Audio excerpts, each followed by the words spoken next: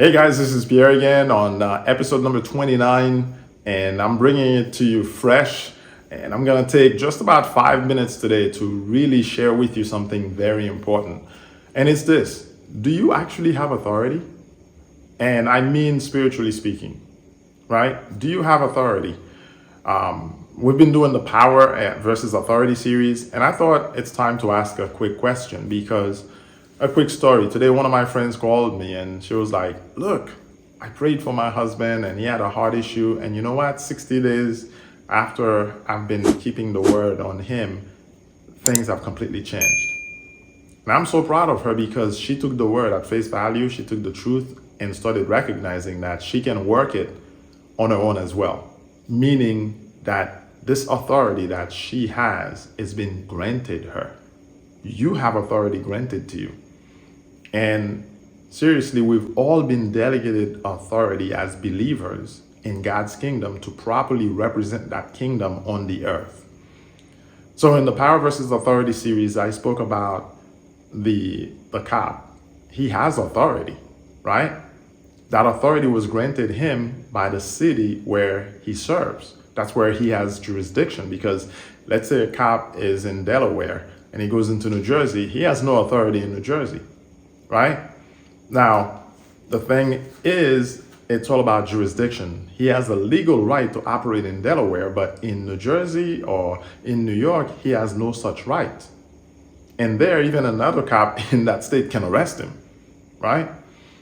But here's the key question again: do you have authority? Where is your authority? And if you have it, prove it. And so I think the key here is, the solution is understanding you have been given incomparable power, right? But where is that authority, and do you carry it with you? Is a gun proof of a cop's authority? It could be, but in reality, what's the greatest proof of his authority? The badge that he carries from that city or from that town. Because the badge says he's a representative of that town.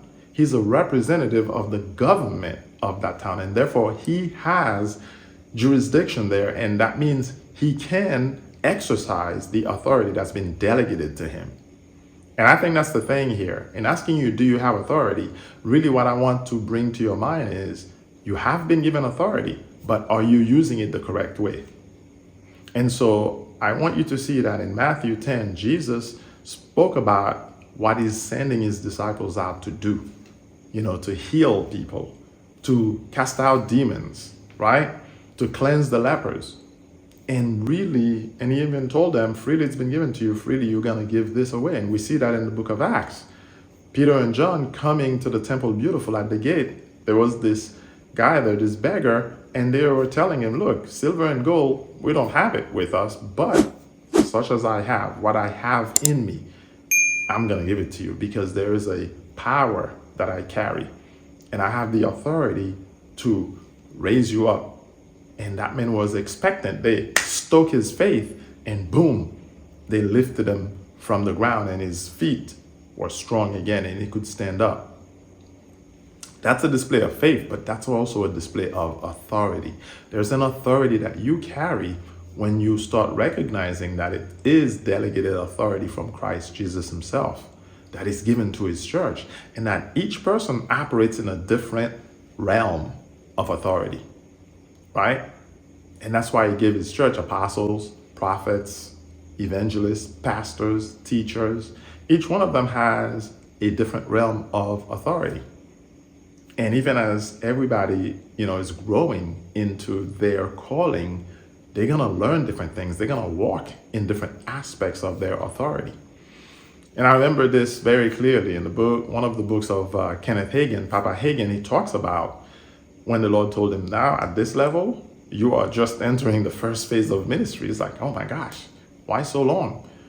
And I even remember Andrew Romack, for example, saying, he was already walking in a ministry over 31 years. And the Lord told him, now you're entering the first phase. It's like, what?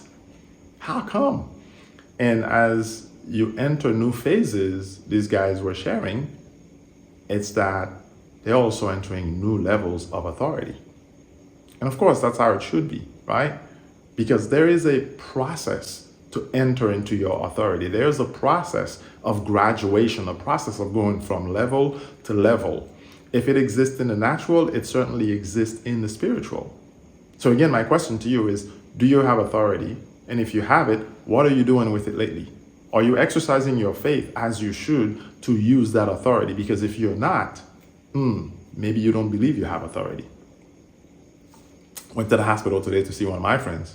And you know what? We were talking all about authority, reminding him he has the authority right where he is to get out of that place despite of what the doctor was saying to him.